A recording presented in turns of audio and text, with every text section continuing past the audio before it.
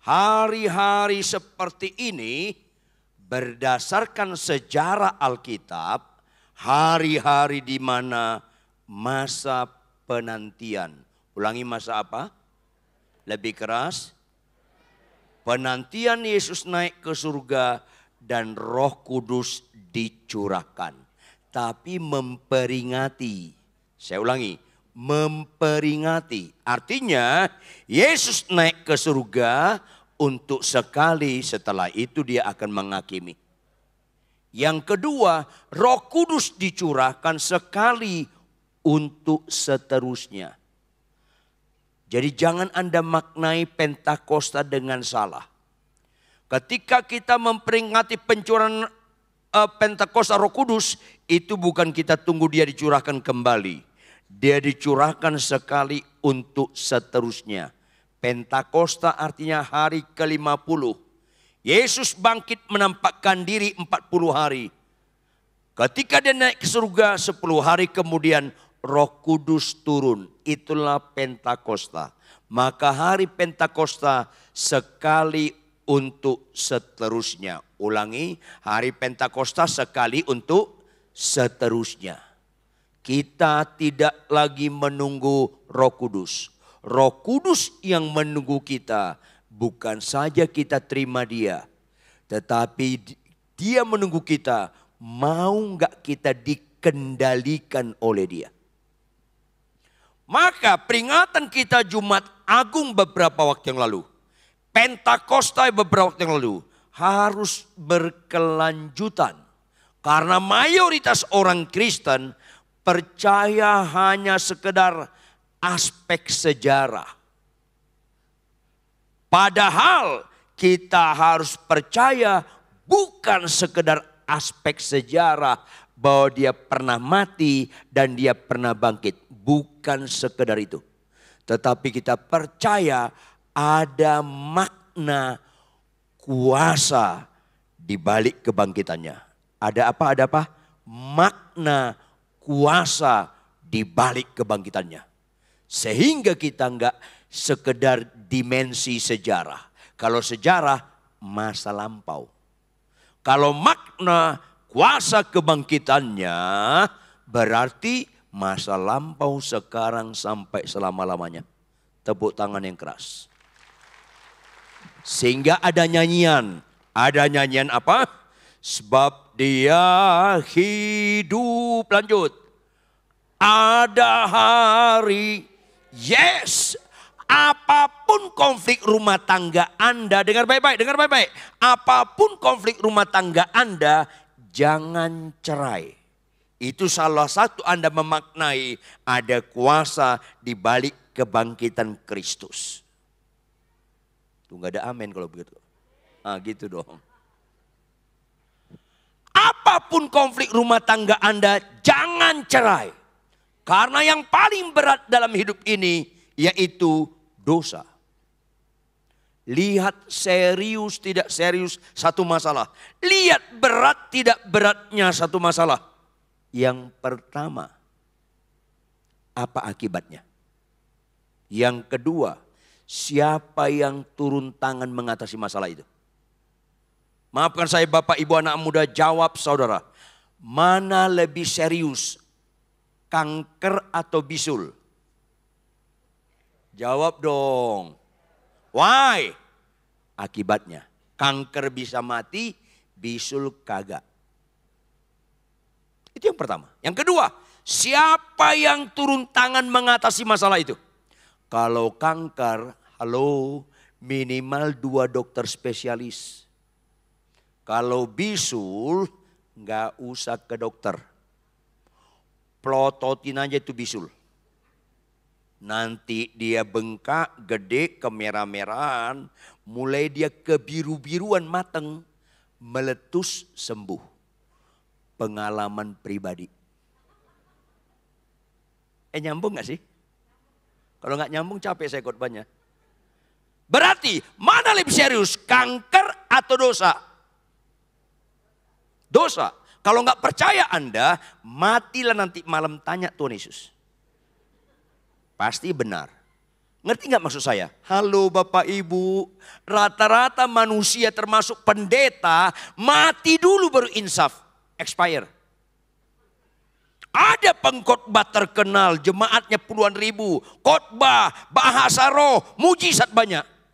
Tetapi tetap bertahan dengan istri simpanannya. Nggak tahu orang ini bahwa dosa itu serius.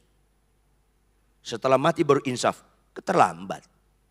Makanya bersyukurlah Bapak Ibu anak-anak muda. Bersyukurlah Anda sebelum Anda meninggal dengar khotbah hari ini. Supaya kalau tahun depan meninggal agak beres hidup kita. Katakan amin. Gitu dong. Dosa yang serius. Kalau upah kanker mati doang bukan maut. Upah dosa maut akibatnya. Kanker 2 dokter spesialis. Jawab Bapak Ibu anak muda, kalau dosa bisa enggak turun tangan dokter spesialis? Bisa enggak turun tangan Jokowi? Dia ajak Presiden Amerika Serikat, bisa enggak? Tidak, tidak, dan tidak. Siapa yang turun tangan mengatasi dosa? Jawab yang keras. Tuhan Yesus Kristus. Ulangi. Seharusnya orang Kristen mengumandangkan kepada dunia ini, dosa itu serius, dosa itu karena dalam kekristenan menjelaskan Tuhan turun tangan mengatasi dosa. Makanya maafkan saya, menjijikkan orang Kristen masih main-main dalam dosa. Menjijikkan orang Kristen bisa khotbah, bisa mimpin pujian, tetapi tetap nekat mau cerai, tetap berzina, tetap membohong. Ini penting sekali supaya Anda ngerti makna kematian dan makna kuasa kebangkitan Kristus. Khotbah saya dari pertama hari ini nanti ketiga jam 16.30 berseri. Kalau Anda perhatikan supaya Anda mengerti, jangan Anda memperingati Jumat Agung pada hari hanya saja. Jangan memperingati Pentakosta hanya hari hanya. Setelah itu Anda seolah-olah nggak dengar firman Tuhan. Yang menipu tetap menipu. Yang ngelawan suami tetap ngelawan suami. Yang membenci istri tetap membenci istri. Yang berzina tetap berzina. Yang tidak bayar iuran di RT-nya tetap nggak bayar iuran di RT-nya. Kan rusak sekali Kristen seperti ini. Rendah banget derajat Anda kalau bayar iuran RT aja nggak Anda lakukan. Tapi nyanyinya apa? Hidup ini adalah kesempatan. Hidup ini untuk melayani Tuhan. Langsung malaikat kasih backsound. Bohong. Bayar iuran RT aja lu gak lakukan. Penipu kita itu. Makanya jangan lihat rohani orang waktu khotbah. Gampang sekali rohani saat khotbah. Jangan lihat rohani orang ketika penyembahan. Gampang sekali rohani saat penyembahan. Lihatlah rohani orang ketika mengalami kesulitan. Amin. Yes. Kalau Anda mau lihat rohani saya, jangan lihat rohani saya waktu khotbah. Gampang sekali. Kalau Anda mau lihat rohani saya, Bapak Ibu anak muda, tinggal di rumah saya 6 bulan atau lebih. Lihat sehari-hari. Termasuk ketika istri saya kurang hemat berkata-kata. Gak usah ketawa, bertobat aja lah. Ini masalahnya. Akhirnya banyak orang memaknai Jumat Agung Paskah hanya di upacara, ritual tanpa spiritual, sesat. Catat dong baik. Ini penting sekali. Makanya yuk kita baca Roma 12 ayat 2. Roma 12 ayat 2. Ini penting. Sama-sama kita baca Bapak Ibu. 1, 2, ya. Janganlah kamu menjadi serupa dengan dunia ini. Tetapi berubahlah oleh pembaruan budimu. Sehingga kamu dapat membedakan manakah kehendak Allah. Dimulai dengan apa yang baik. Meningkat. Yang berkenan kepada Allah. Makin meningkat. Yang sempurna. Itu respon kita terhadap Jumat Agung dan Paskah. Jangan lagi tanya apa yang kau lakukan bagiku, tapi apa yang kulakukan bagi engkau. Itu Kristen. Makanya catat baik-baik, jangan lagi terlalu suka sakit sembuh. Lama-lama Kristen itu jadi bodoh-bodoh. Catat dong baik-baik. Jawab Bapak Ibu, orang Kristen suka nggak kesembuhan? Jawab dong. Suka. Islam, Buddha, Hindu suka nggak kesembuhan? Penjahat suka nggak kesembuhan? Berarti kesembuhan itu nggak ada istimewanya. Saking nggak istimewanya, penjahat pun suka. Itu nggak rela wajah Anda nih. Penjahat pun suka itu. Jawab Bapak Ibu, ada nggak firman Tuhan jika ditampar pipi kiri kasih pipi kanan? Ada nggak? Ada nggak perintah Tuhan balas kejahatan dengan kebaikan? Penjahat suka nggak? Keras jawab dong. Enggak. Agama lain suka nggak? Enggak. Orang Kristen suka nggak? Enggak juga tuh. Enggak juga tuh. Jadi mana makna Paskah? Enggak ada tuh. Ini masalah serius. Makanya saya ulangi, doa kesembuhan hanya dialamatkan kepada orang nggak percaya sebagai jembatan untuk percaya. Atau hanya dialamatkan kepada bayi-bayi rohani, mental Kristen duniawi. Merasa berhasil rasanya sakit sembuh. No. Jawab Bapak Ibu, Anda niat nggak hidup selama-lamanya di bumi? Enggak. Niat masuk surga enggak? Ya niat matilah. Kalau sembuh melulu kapan matinya? Bingung saya Kristen ini. Kalau kita naik pesawat ke Singapura, kemana? Yang keras kemana? Maunya on time atau delay? Kalau delay kesel nggak? Delay 2 kali. Delay 3 kali. Ngamuk loh. Salah satu Kristen yang bodoh tidak konsisten. Salah satu Kristen yang cerdas konsisten. Jawab, mana lebih bagus, Singapura atau surga? Kalau kau dipanggil surga, maunya on time atau delay? Agar kita lihat Kristen lama bodoh-bodoh Kristen ini. Jangan pura-pura nggak dengar dah khotbah ini. Ketawa Anda mengandung kepedihan. April lalu saya kritis, hampir mati. Saya bilang sama Tuhan, Tuhan kalau saatnya kau panggil tolonglah on time, jangan delay. Dalam nama Yesus, tolonglah on time. Delay lagi. Jadi ketemu saya sama Anda. Seharusnya saya ketemu dengan Petrus, Ayub, Musa. Lebih suka saya ketemu dia daripada kalian. Benar. Delay lagi. Kalau delay dari Tuhan silakanlah. Tapi dari saya enggak.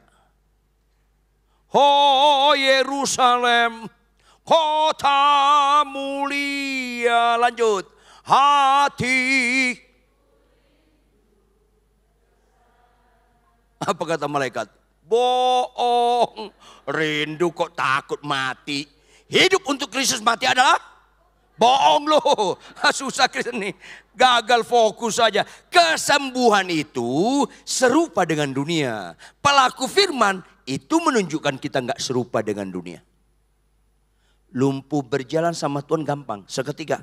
Lumpuh berjalan, buta celik. Lazarus bangkit. Dibangkitkan Tuhan perlu tahunan atau seketika? Seketika.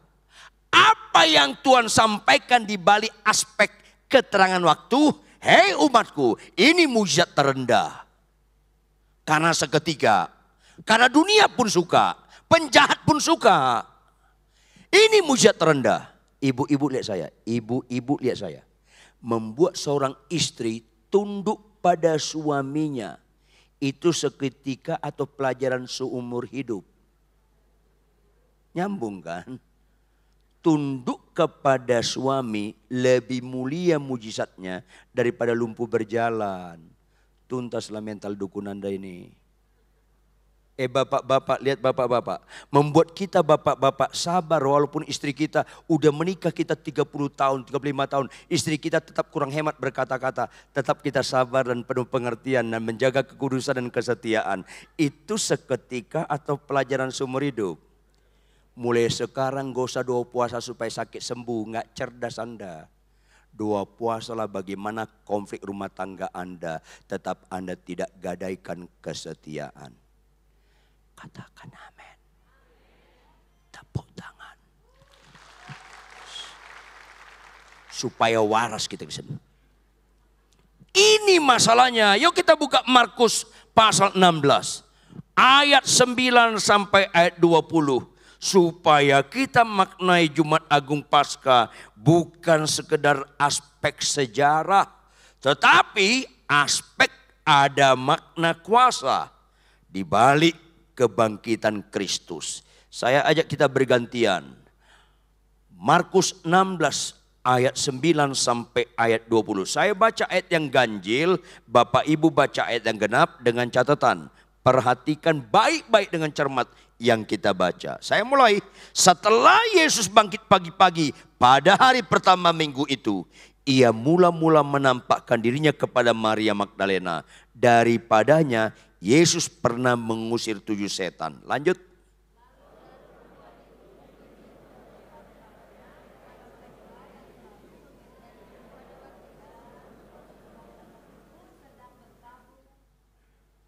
Tetapi ketika mereka mendengar bahwa Yesus hidup dan telah dilihat oleh mereka, apa respon mereka?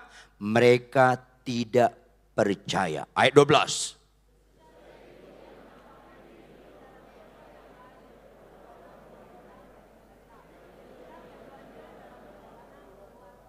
Lalu kembalilah mereka dan memberitakannya kepada teman-teman yang lain.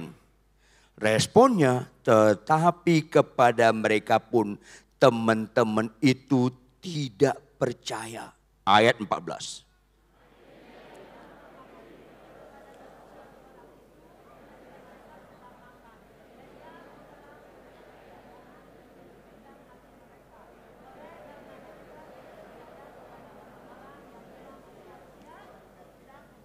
Lalu dia berkata kepada mereka, pergilah ke seluruh dunia, beritakanlah Injil kepada segala makhluk.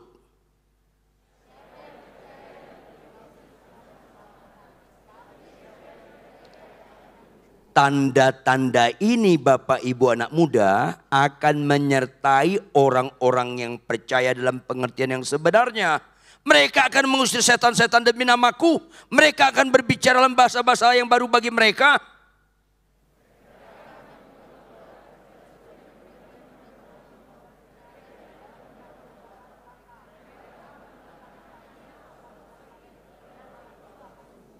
Sesudah Tuhan Yesus berbicara demikian kepada mereka, terangkatlah ia ke surga, lalu duduk di sebelah kanan Allah.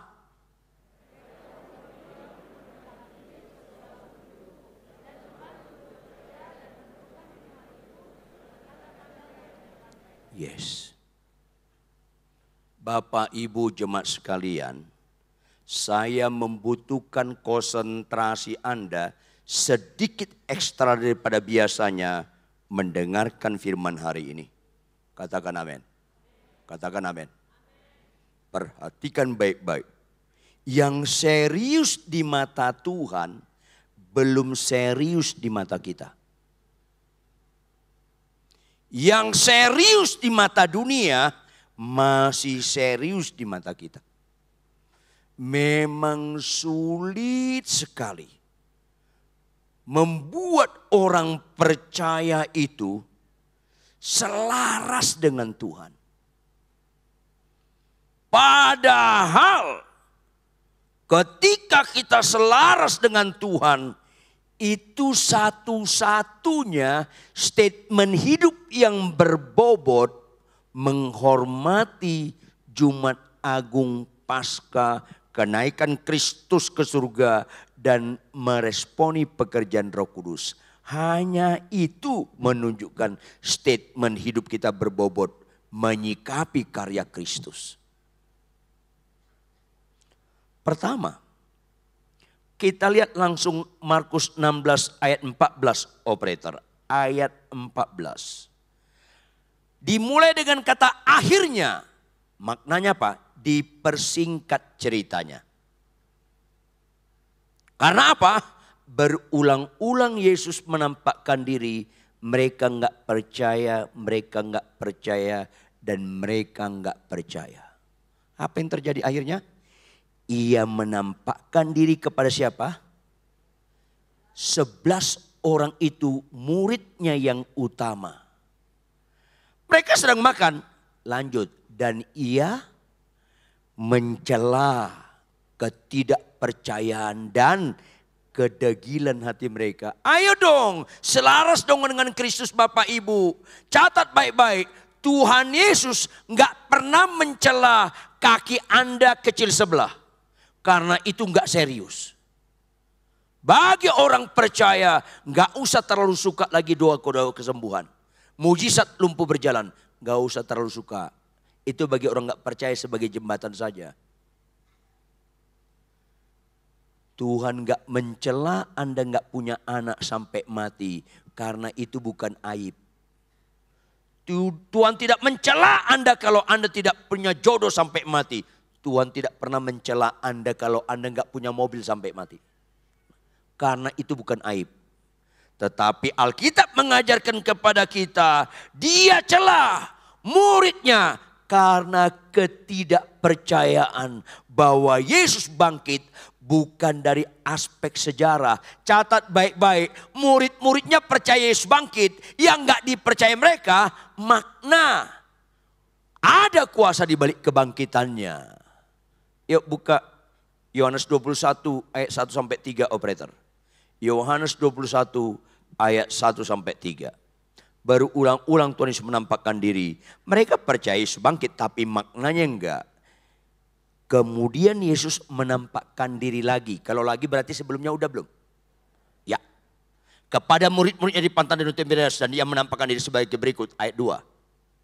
Di pantai itu berkumpul Simon Petrus, Thomas yang disebut Didimus, Nathanael dari Kana yang di Galilea, anak-anak Zebedus dan 2 orang muridnya yang lain. Ayat 3 sama-sama baca. 1, 2, ya. Kata Simon Petrus kepada mereka, aku pergi menangkap ikan. Kata mereka kepadanya, kami pergi juga dengan engkau. Mereka berangkat lalu naik ke perahu, tetapi malam itu mereka tidak dapat. Artinya mereka percaya Yesus bangkit. Tapi nggak ada kaitan dengan kehidupan kami. Bangkit naik ke surga, tinggal kami. Bagaimana makan minum kita? Di balik statement aku pergi menjala ikan. Orang ini percaya Yesus bangkit. Tetapi tidak percaya ada kuasa di balik kebangkitannya. Kita bandingkan Lukas pasal 5 operator. Ayat 10 sampai 11. Lukas pasal 5. Demikian juga Yakobus dan Yohanes anak-anak Zebedus yang menjadi teman Simon. Kata Yesus kepada Simon apa? Jangan takut. Mulai dari sekarang engkau akan menjala. Apa respon mereka ayat 11? Sama-sama. 1, 2, iya. Dan sesudah mereka menghela perahu-perahunya ke darat. Mereka pun meninggalkan segala sesuatu. Untuk apa? Menjala manusia. Karena Yesus bangkit, enggak mereka nikmati lagi nanti 5 roti 2 ikan bisa makan 5.000 orang, sisa 2 keranjang. Yesus bangkit meninggalkan kita, maka kita kembali kepada manusia lama kita. Ini kan statement enggak percaya bukan pada sejarah kejadian bahwa Yesus bangkit, tetapi kepada ada kuasa di balik kebangkitannya. Yang kita percayai Bapak Ibu, ada kuasa di balik kebangkitannya. Salah satu apa? Hai maut, di manakah sengatmu? Sengat maut ialah dosa sudah ditelan kemenangan Kristus. Yaitu Bapak Ibu, yang paling serius itu dosa. Sudah dikalahkan Kristus. Kenapa Yesus berikutnya berkata, pencobaan-pencobaan yang kita alami tidak pernah melampaui kekuatan kita. Karena yang paling berat sudah dikalahkan. Jawab Bapak Ibu, kalau ada atlet angkat besi bisa mengangkat 500 kilogram beban. Kita sodorkan beras 50 kilogram. Dia nggak bisa angkat, mungkin bisa angkat, atau pasti bisa angkat. Jawab yang keras. Lebih keras lagi. Kenapa pasti? Karena lebih ringan. Yang paling berat sudah diangkat. Makanya dalam Yesus ada kepastian. Tepuk tangan yang keras dong. Makanya dalam Yesus, dalam pernikahan apa yang dipertemukan oleh Allah nggak boleh ceraikan manusia. Konflik apapun dalam rumah tanggamu nggak ada bandingnya dengan kuasa maut. Salah satu Anda nggak percaya kepada kuasa kebangkitan Kristus, Bapak Ibu, dengar baik-baik. Salah satu adalah Anda kecewa dengan perkawinan Anda berkelanjutan terus-menerus. Memang Anda menghina Yesus dan pada siang hari ini Anda sedang dicela oleh Kristus karena ketidakpercayaan Anda akan makna kuasa kebangkitan Kristus. Siapa di antara Anda yang kecewa dengan perkawinannya, bertobatlah karena itu serius. Siapa yang niat cerai, menyiapkan pengacara, mau ke pengadilan cerai, memang lu masih kesurupan. Catat baik-baik dong, jangan pura-pura nggak dengar khotbah ini. Sakit sembuh bukan jawaban, hidup taat kepada Allah jawaban. Itu masalahnya. Makanya orang Kristen apapun masalahnya, dengan memaknai kuasa kebangkitan Kristus, kita harus memaknai hidup ini apa? Ku tak akan menyerah, lanjut, pada apapun. Jangan hanya nyanyian, praktek. Tepuk tangan yang keras. Makanya orang Kristen memaknai kuasa kebangkitan Kristus, gak pernah menyerah apapun tantangan yang dihadapi dia. Makin gak cocok Anda dengan istri Anda, makin gak cocok Anda dengan suami Anda, ketika dia tidur bilang sama Tuhan, Tuhan cocok banget aku sama ini orang. Harus gitu. Makin gak cocok, cocok. Malah membanggakan. Kalau enggak, memang Anda masih serupa dengan dunia ini. Catat baik-baik, kesulitan sangat dibutuhkan orang Kristen supaya ketaatannya kepada Tuhan teruji. Kelas yang terbaik. Harus mengalami kesulitan. Makanya orang Kristen dikatakan berubahlah melalui pembaruan budimu. Supaya jangan serupa dengan dunia ini. Termasuk paradigma, tata nilai dan mindset. Jawab Bapak Ibu, mana orang Kristen sulit terlambat? Ke gereja atau ke bandara? Alah, bohong lu. Kalau pesawat Anda ke Singapura jam 10.30, sampai bandara jam berapa? Kalau ibadah Anda jam 10.30, sampai gereja jam berapa? Kan gitu kan? Yang terlambat tolong tersinggung. Berarti belum mati rasa loh. Ada jemaat, saya gembala jemaat satu jemaat di Pondok Indah di Jakarta. Ada bapak-bapak selalu terlambat. Saya bilang, kenapa lu terlambat? Gak jelas iman lu. Pak, bapak pendeta gak tahu. Gak perlu tahu saya. Lu Pak, rumah saya jauh. Itu kamu penipu. Lu kenapa penipu? Jarak gak menentukan orang terlambat sesat. Kaget dia. Lu kenapa? Jawab, mana lebih jauh? Rumahmu ke gereja atau rumahmu ke bandara? Mulai nyambung dia. Tapi kurang rela. Dia bilang apa? Bandara sih, pakai sih. Pakai sih, nggak rela nih orang. Bandara sih. Pernah nggak kau terlambat naik pesawat? Enggak. Memang lu UUD, ujung-ujungnya duit. Kenapa Pak Pendeta? Kenapa kau nggak terlambat ke bandara?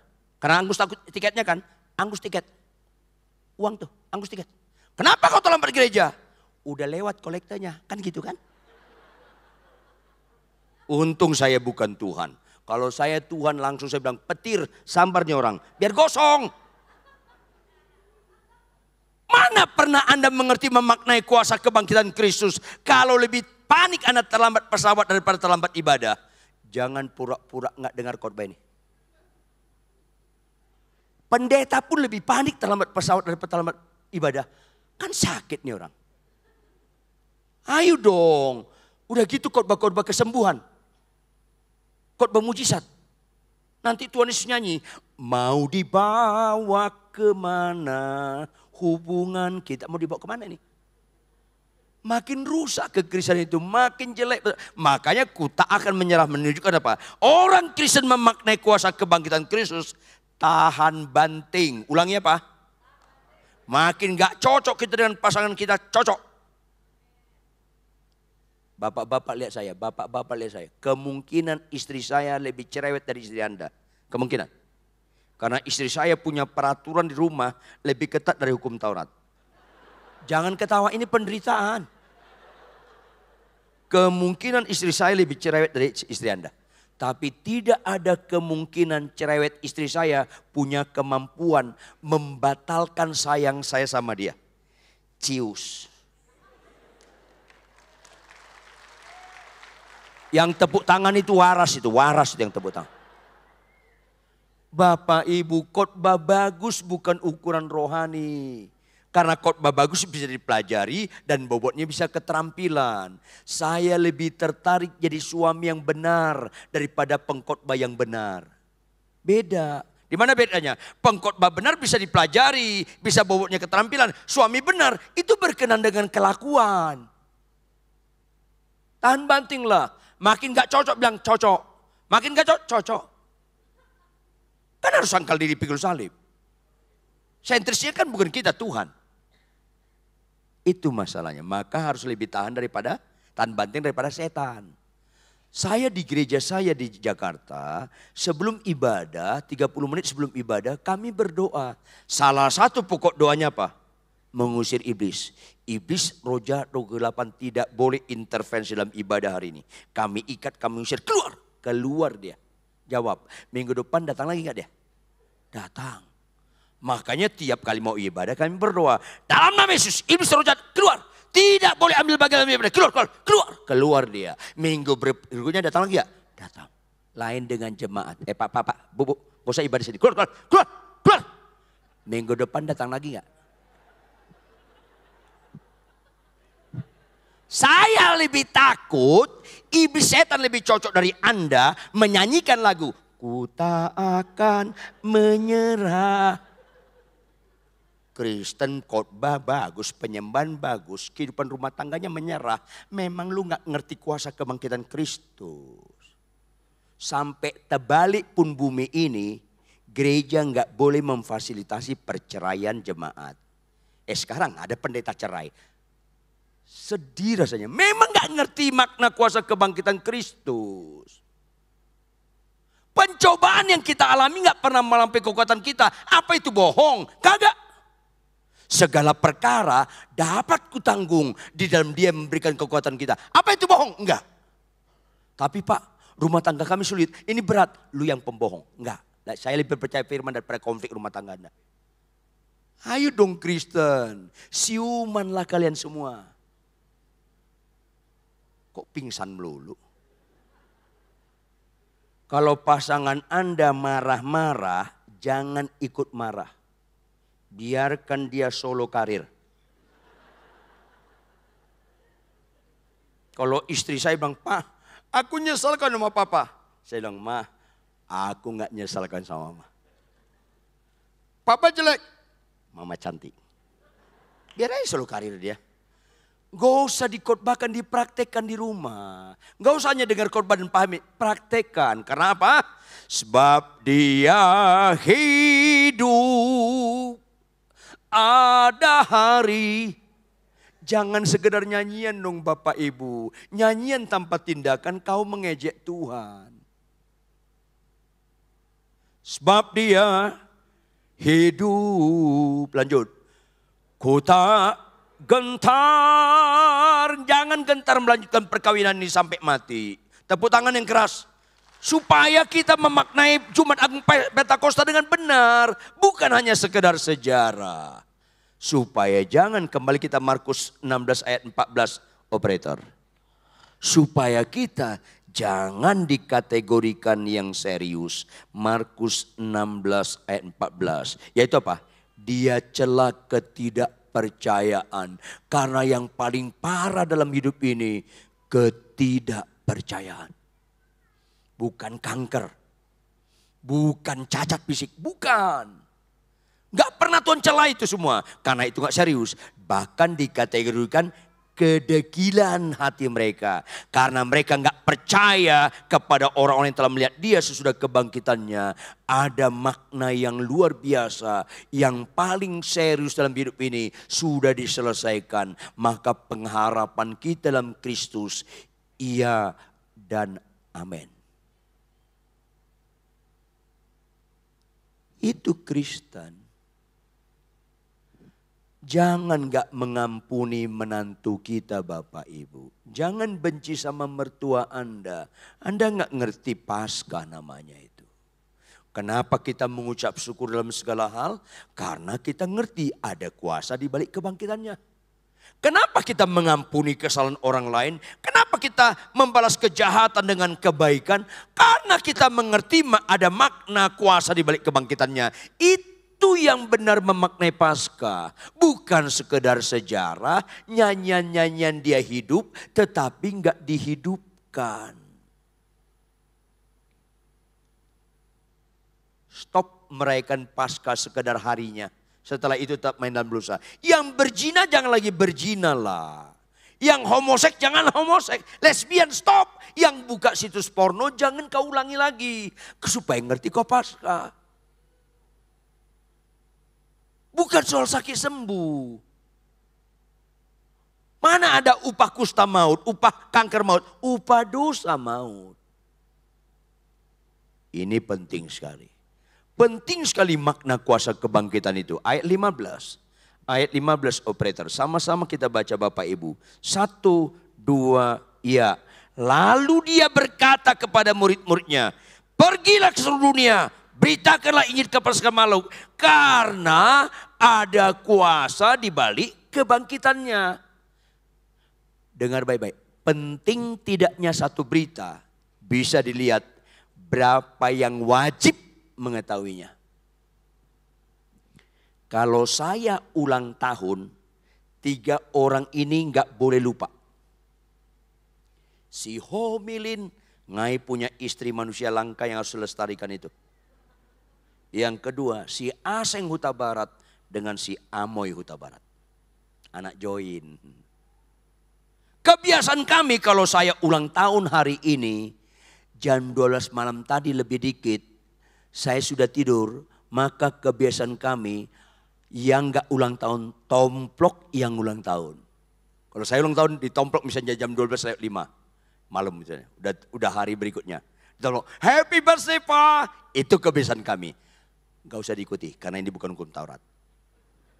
Tetapi kalau saya bangun pagi, saya sadar, loh ini hari ulang tahun saya, kok tadi malam gak ditomplok?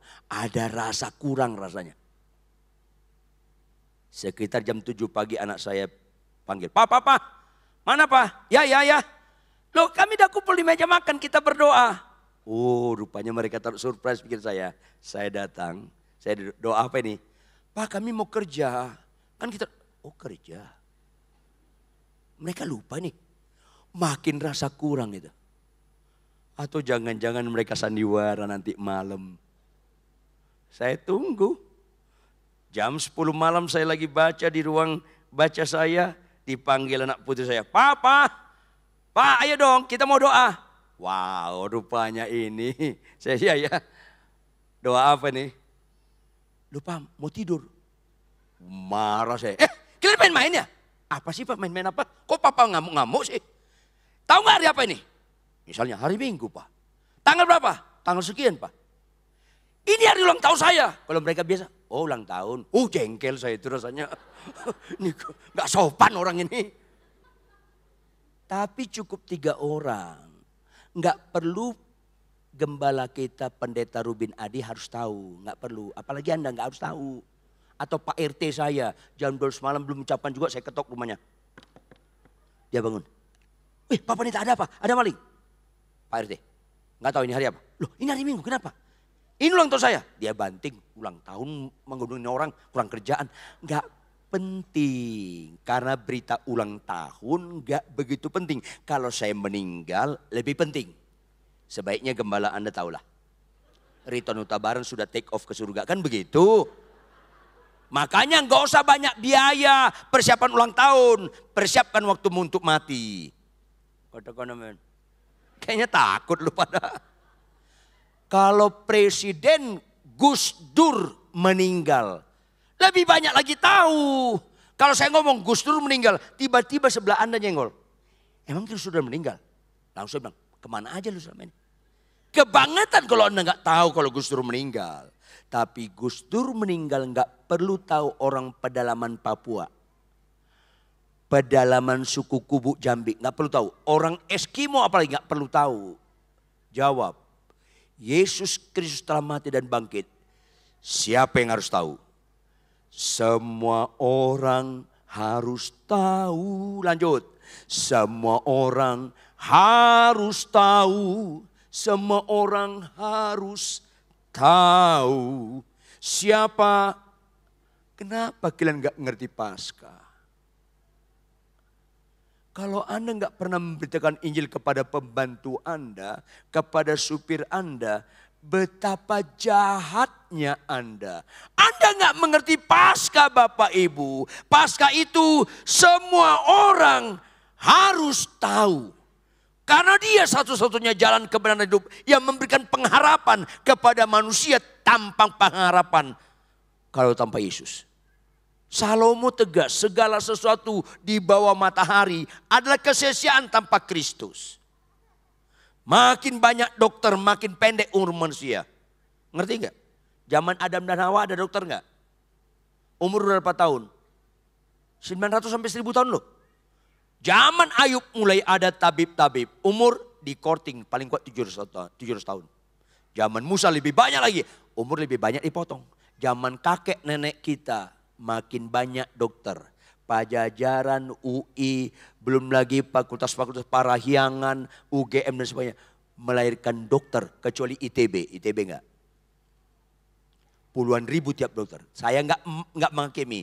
Kakek kita udah hebat umurnya 100 tahun. Makin banyak dokter makin pendek umur manusia. Artinya apa? Semua yang kita perbuat berakhir sebagai diagnosa bahwa di luar Tuhan kita enggak bisa berbuat apa-apa. Makin banyak ahli ilmu jiwa, makin banyak orang gila.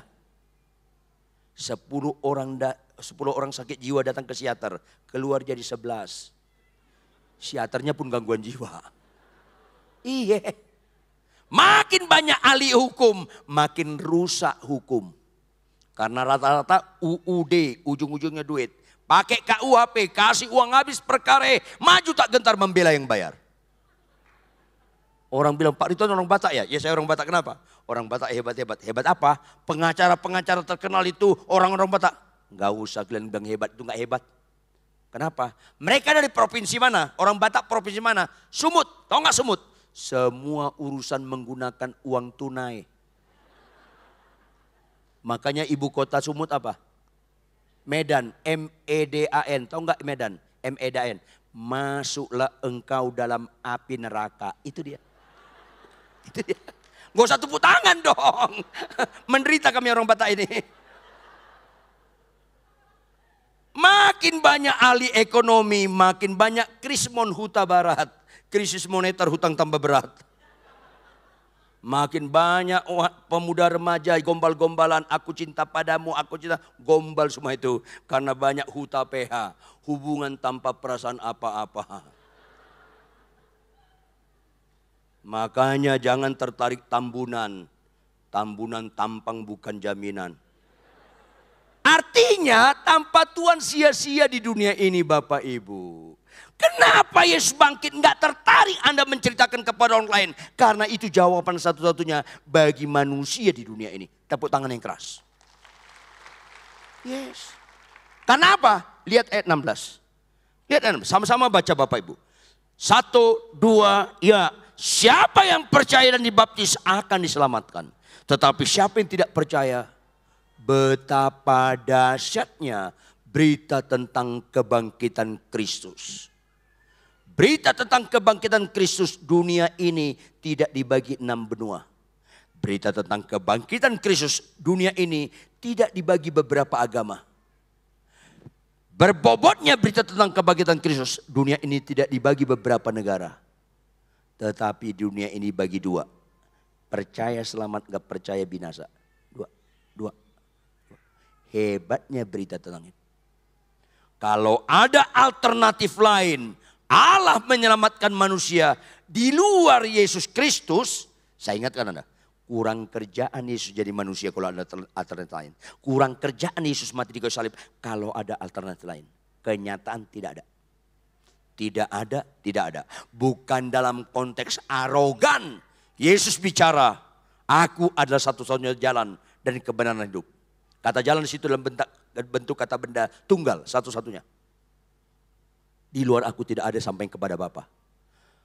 Karena itu semua orang harus tahu siapa Yesus. Karena tanpa dia binasa. Malah dia selamat. Anda tahu nggak Bapak Ibu arti selamat? Bapak Ibu, untuk apa kau miliki seisi dunia ini kalau jiwamu binasa? Artinya apa? Keselamatan lebih berharga daripada seisi dunia ini. Makanya orang Kristen tidak terganggu dengan fasilitas. Tidak terganggu dengan harta benda. Fokusnya menyenangkan hati Tuhan dengan hidup benar. Maka tidak boleh lagi orang Kristen dijual dirinya karena uang, karena pasangan hidup dan sebagainya. Makanya Mazmur 23 ayat 1, sayang diterjemahkan nggak pas. Tuhan adalah gembalaku. Lanjut. Bukan itu terjemahannya. Bahasa aslinya, Tuhan adalah gembalaku, aku nggak perlu apa-apa lagi. Itu bahasa aslinya. Kalau Anda punya Alkitab bahasa Inggris King James Version, itu jelas. Aku nggak perlu apa-apa lagi. Kenapa? Tuhan itu yang terindah. Tuhan itu yang termulia. Kalau udah kita miliki dia, mana lagi terganggu kita dengan yang lain-lain. Saya bingung, kami 5 hamba Tuhan diundang KKR ke Manado. Ditelepon saya sama hamba Tuhan yang satu. Pak Ridwan, Bapak ikut pembicara KKR di Manado. Iya kenapa? Mereka kenal kita gak sih? Loh kenal dong, makanya kita diundang. Masa kita dikasih pesawat bukannya Garuda, Lion? Loh emang kenapa? Loh kita hamba Tuhan. Saya bingung. Pak Ridwan Lion? Enggak saya bilang. Itu kan? Pak Ridwan bukan Lion, Garuda ya? Enggak. Apa? Lion. Lebih jelek dari Lion, Lion. Bapak Ibu jangan lagi kita khotbah melayani terganggu dengan fasilitas. Kalian saya diundang khotbah di sini, saya nginap di rumah jemaat, nggak ada masalah sama saya. Yang penting jangan ganggu saya khotbah kebenaran. Kalau saya khotbah misalnya Anda peringati, koordinator peringati, Pak tolong jangan tegur dosa ya. Saya bilang gak usah undang saya, nggak usah undang saya. Tolong khotbah berkat-berkat janji-janji Tuhan ya Pak. Jangan perintah ketaatan. Jangan undang saya. Saya hamba Tuhan bukan hamba Anda. Kalau Anda letakkan saya di hotel yang sederhana enggak terganggu saya. Karena jangan kita korbankan berita firman gara-gara fasilitas. Tuhanlah gembalaku. Aku enggak perlu apa-apa lagi. Yang penting Tuhan yang kita beritakan dengan benar. Dia satu-satunya pengharapan. Percaya kepada dia, selamat. Nggak percaya binasa. Udah pasti. Kalau ada tokoh di Republik ini nggak percaya, kebetulan ketemu sama saya bilang, mungkin sekali ini kita ketemu Pak. Ya kenapa? Pernah nggak dengar Yesus Kristus Tuhan Juru Selamat? Oh iya. Bapak pendeta ya? Iya. Kenapa Pak pendeta? Bapak percaya nggak dia Juru Selamat? Kalau nggak percaya Bapak binasa. Oh maaf Pak pendeta, saya bukan Kristen, saya nggak percaya. Pak percaya. Kalau enggak Bapak binasa. Oh enggak bisa. Saya lihat Bapak binasa. Loh Bapak binasa. Pasti. Maksud saya ngerti enggak Bapak Ibu? Artinya semua jemaat di tempat ini benar-benar enggak memaknai Paskah. Penjahat ulung Anda semua. Kalau Anda enggak ada kegerakan untuk memberitakan Injil semua setiap pribadi. Karena orang pasti binasa ke neraka kalau nggak dengar Yesus. Ke neraka itu mengerikan. Berarti kalau ada orang buta. Halo, orang buta kehilangan tongkat. Dia jalan mengendap-endap. Depan dia ada kali kering dalamnya 5 meter. Sepakat kita. Jahat nggak kalau kita hanya nontonin. Dan kita tebak-tebakan. Jatuh nggak dia? Jatuh. Begitu jatuh, tuh kan jatuh. Jahat nggak? Lu penjahat, apalagi orang ke neraka lu diamin. Begitu di RT Anda, RW Anda ada bendera kuning tentang kematian, belum dengar Injil. Anda kan nggak ngerti Paskah. Nggak boleh lagi Anda semua kita ini berlambat-lambat untuk memberitakan Injil kepada semua orang. Semua orang harus tahu. Ayo dong Bapak Ibu. Ini penting. Anda kan tahu kalau nggak kenal Yesus, kecewa selama-lamanya, mati di neraka berapa tahun? Selama-lamanya. Nggak ada kesempatan. Bukankah itu yang paling mengerikan dalam hidup ini? Ayo jangan lambat.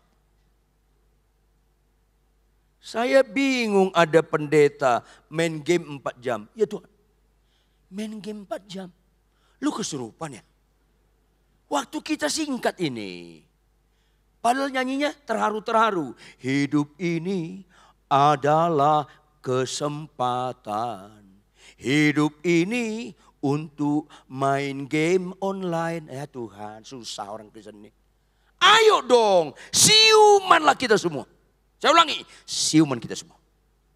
Anda dan saya nggak pernah memaknai Jumat Agung dan Paskah.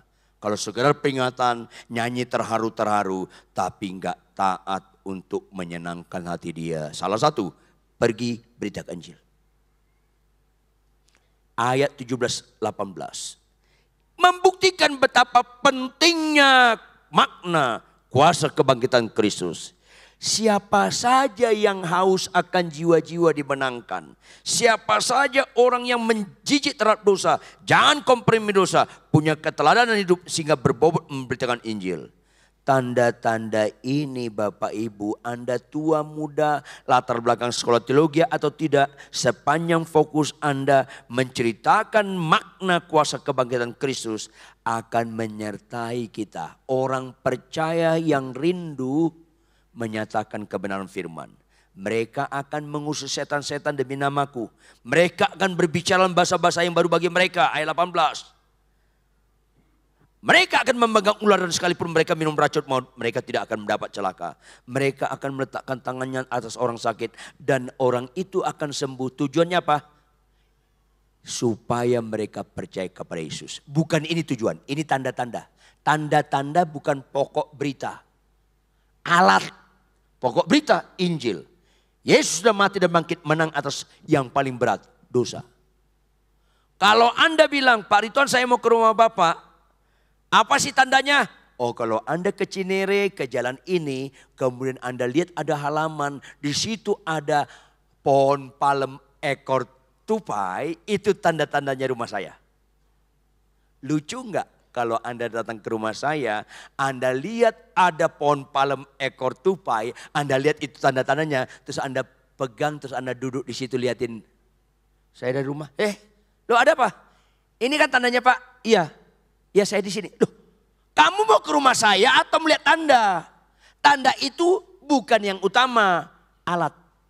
Jadi jangan beritakan sakit sembuh, beritakan Injil. Sakit sembuh alat untuk mereka percaya Yesus bukan penyembuh saja, tapi juru selamat dunia. Tepuk tangan yang keras. Yes. Itu tanda. Jadi hamba Tuhan yang banyak mujizat bukan ukuran rohani. Hidup benar, menang atas dosa dan suka memberitakan Injil supaya orang lain menang atas dosa. Itu ukuran rohani. Penting sekali. Makanya ayat 19. Sesudah Tuhan Yesus berbicara demikian kepada mereka, apa makna kata demikian? Artinya ia membuat murid-murid itu percaya dalam pengertian yang sebenarnya. Maka mereka menjadi orang istimewa dengan Yesus terangkat ke surga. Apa keistimewaannya? Dengar Bapak Ibu supaya Anda jangan salah memaknai Kristen. Pertama, percaya. Kedua, mempercayakan hidup. Ketiga, ini puncaknya yang istimewa. Menjadi orang kepercayaan Yesus. Semua Bapak Ibu anak-anak muda di sini berdoalah sebelum ajal kita tiba kita menjadi orang kepercayaan Yesus. 10 orang sakit kusta datang ke Tuhan Yesus. Jawab Bapak Ibu, Berapa yang percaya Yesus sanggup menyembuhkan mereka? Berapa? Semua. Bobot percaya seperti ini tidak menyelamatkan. Begitu semua sembuh. Jawab Bapak Ibu, berapa orang yang mempercayakan hidupnya kepada Yesus? 1. Kenapa kita capek, nggak capek, ngantuk, nggak ngantuk, sehat, kurang sehat, konflik, tidak konflik dalam rumah tangga. Tetap kita bangun pagi baca Alkitab tiap hari. Karena kita bukan sekedar percaya, kita mempercayakan hidup kita terus menerus. Kenapa bagaimanapun konflik rumah tangga kita dalam perkawinan, tetap kita nggak mau cerai? Karena kita mempercayakan hidup kita terus menerus. Kenapa berapapun pendapatan kita nggak ragu-ragu memberikan persembahan termasuk perpuluhan dan menolong orang. Karena kita mempercayakan diri kita kepada Tuhan terus menerus. Iman itu bicara bukan percaya, mempercayakan hidup. Proses inilah yang paling indah mendapat menjadi orang kepercayaan Yesus. Itu puncak iman kekristenan, menjadi orang kepercayaan Yesus. Yaitu apa? Murid-muridnya menjadi orang kepercayaan, menerima estafet, melanjutkan pekerjaan Yesus ketika manusia supaya mereka pergi memberitakan Injil. Menjadi orang kepercayaan Yesus Kristus. Ulangi 1, 2, ya. Menjadi orang kepercayaan Yesus Kristus. Bapak-bapak, ibu-ibu, anak-anak muda, Kristen yang menghormati Paskah harus sampai titik itu. Menjadi orang kepercayaan. Maka itu yang terjadi. Ayat penutup ayat 20. Sama-sama kita baca Bapak Ibu. 1, 2, ya. Mereka pun pergilah. Memberitakan Injil ke segala penjuru. Dan Tuhan turut bekerja. Dan meneguhkan firman itu dengan tanda-tanda yang menyertainya. Jangan salah gunakan makna Immanuel. Immanuel bekerja karena kita pelaku kehendak Dia. Pergi memberitakan Injil mulai dengan hidup kita menjadi surat-surat yang terbuka yang bisa dibaca orang. Bukankah kejahatan menggunakan Immanuel kepentingan kita sendiri? Tuhan, aku mau berangkat khotbah ke Makassar. Immanuel, sertai aku, lindungi aku sampai pesawat mendarat dan tidak celaka. Itu menghina. Gak ada kaitannya dengan Injil itu.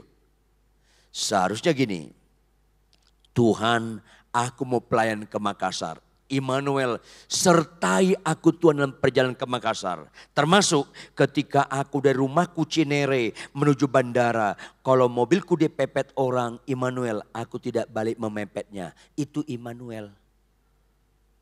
Ketika aku ngantri check-in, lagi panjang, dipotong barisanku. Immanuel berikan aku kekuatan menegur dia dengan penguasaan diri. Ketika dia marah, aku tetap enggak berdosa.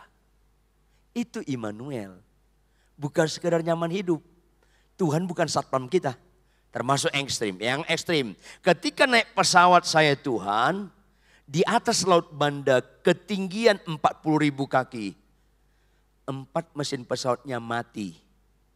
Begitu mau turun terjun ke laut. Immanuel sertai aku. Supaya aku bisa memberitakan Injil kepada orang-orang di pesawat. Sebelum menghujam dan mati. Aku memberitakan Injil. Bukankah itu yang dilakukan oleh Stefanus? Dilempari batu, mukanya kayak malaikat. Bahkan dia menjadi berkat di tingkat kesulitan yang paling tinggi. Bapa, jangan timpakan kesalahan pada mereka. Bukankah itu arti Immanuel? Sedih saya orang Kristen memperlakukan Immanuel sentrisnya dirinya. Aku nyaman pesawat gak celaka. Sampai ada pendeta, kalau kita disertai Tuhan gak mungkin dibunuh. Kan ajaran sesat seperti ini. 11 murid Yesus 10 dibunuh. Apa mereka kurang Immanuel? Justru mereka memaknai Immanuel dengan benar. Taat setia sampai mati. Di tingkat kesulitan paling tinggi pun kita taat. Karena kita memiliki tingkat kesabaran tinggi akan penyertaan Allah. Maka kita hidup sesuai dengan ekspektasi Allah. Itu Immanuel. Termasuk ketika pasangan kita marah-marah. Immanuel, sertai aku, mampukan aku tidak marah. Kan gitu Immanuel. Gak ada amin tuh. Ayo dong.